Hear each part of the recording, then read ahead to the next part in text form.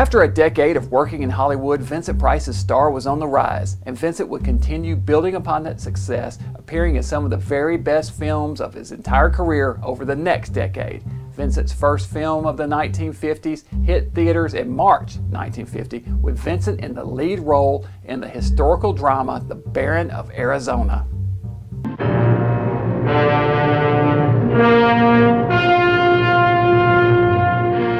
Based on true-life events, it stars Vincent Price in the role of James Revis, a man who attempted and almost succeeded in swindling the U.S. government out of the entire territory of Arizona.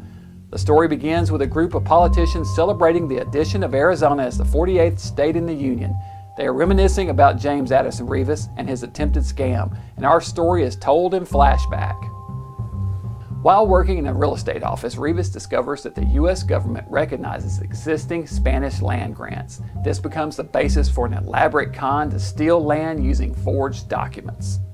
On a rainy night in 1872 in a small village just outside Phoenix, Revis knocks on the door of a peasant named Pepito Alvarez, played by Vladimir Sokolov.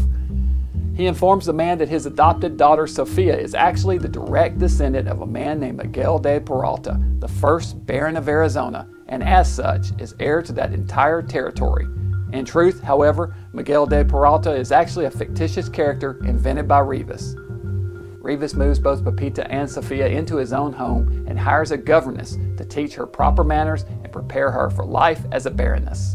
He spares no expense weaving this fantastic tale. He falsifies records of Sophia's parents' existence, has fake graves planted in a graveyard for them, carves a fake document into a stone monument, and even travels to Spain where he joins a monastery in order to gain access to the original land grant book of Ferdinand VI.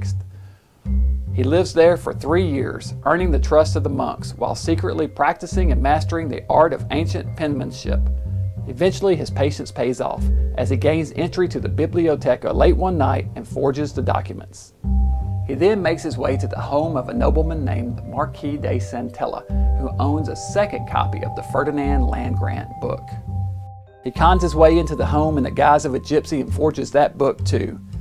Now he is almost ready, but there is still one more piece of the puzzle before he can put his plan into action. He returns to find Sophia, played by Ellen Drew, all grown up and quite beautiful. He convinces her to marry him, which makes his plan kind of extra creepy since he knew her from the time she was a child playing with dolls. He's then ready to put his plan into action and formally announces himself and Sophia as the Baron and Baroness of Arizona. I am the Baron of Arizona. Howdy, Baron. I'm Miller, Surveyor General. Oh, may I present Mr. Miller, my wife, the Baroness Sophia de Peralta Revis. How do you do, Baroness? We wish to claim full recognition of the Peralta land grant. Our agents have collected the necessary copies of all certified documents. Are you sure the meets and bounds in this location are, I am. There must be some mistake. Why, this grant, it takes in practically the entire territory of Arizona.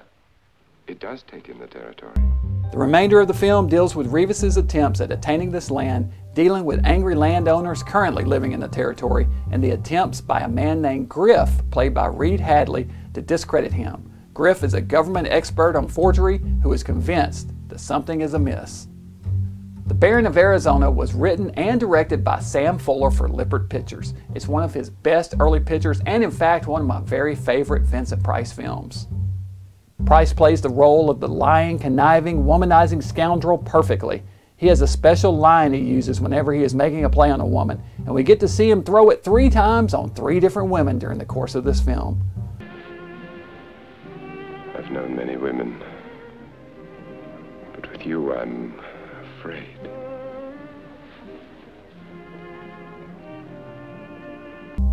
Writer-director Sam Fuller takes a few liberties with the story of this film, even turning Revis into a sympathetic character by the end of the movie. Revis realizes that he has, in fact, fallen in love with Sophia and confesses to the crime of forgery and defrauding the U.S. government in order to maintain her innocence. His admission comes just as Griff was about to arrest him anyway.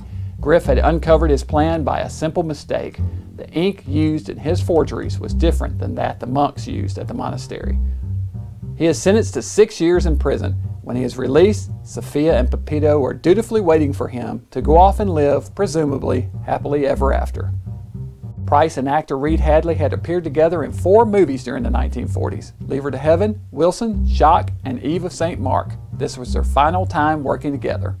Another version of this story was made in 1956 for the TV series Death Valley Days. In that episode, also titled The Baron of Arizona, actor Robert Taylor played the role of James Revis. Join me back here next week as we take a look at Vincent's next film, the 1950 comedy Champagne for Caesar.